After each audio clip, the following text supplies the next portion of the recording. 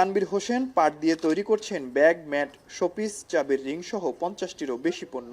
আমরা চেষ্টা করছি গ্রামের প্রান্তিক পর্যায়ে যে নারীরা আছেন, যারা আসলে কাজের সুযোগটা পায় না, তাদেরকে আসলে ফ্রি প্রশিক্ষণের মাধ্যমে আমাদের সাথে যুক্ত করার জন্য। এদিকে উদ্যোক্তাদের এই কাজের মাধ্যমে কর্মসংস্থান সৃষ্টিতে খুশি কর্মীরাও, যার মাধ্যমে ঘুরে দাঁড়ানোর চেষ্টা করছে তারা।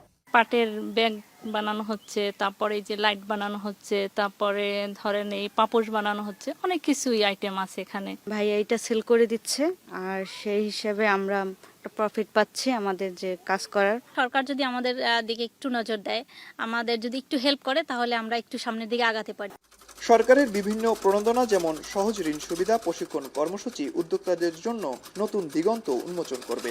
এই সহায়তার ফলে তাদের পণ্য বৈদেশিক বাজারে প্রবেশ করতে সহায়ক ভূমিকা পালন করবে বলেও জানান বিসিকের কর্মকর্তা। কিছু ক্ষুদ্র উদ্যোক্তা তারা দেশের বাইরে আমাদের দেশের পণ্যকে পাঠাচ্ছে, যেখানে আমার বাংলাদেশের নাম উজ্জ্বল হচ্ছে, পাশাপাশি আমরা আর্থিকভাবেও আমরা অনেকটা লাভবান হচ্ছি। আমরা যেহেতু তাদের পৃষ্ঠপোষক, তাদের যে কোনো ভালো কিছুতে আসলে আমরা খুব বেশি আনন্দিত হই এবং আমরা সবসময় চেষ্টা করি তাদেরকে সাপোর্ট দেওয়ার।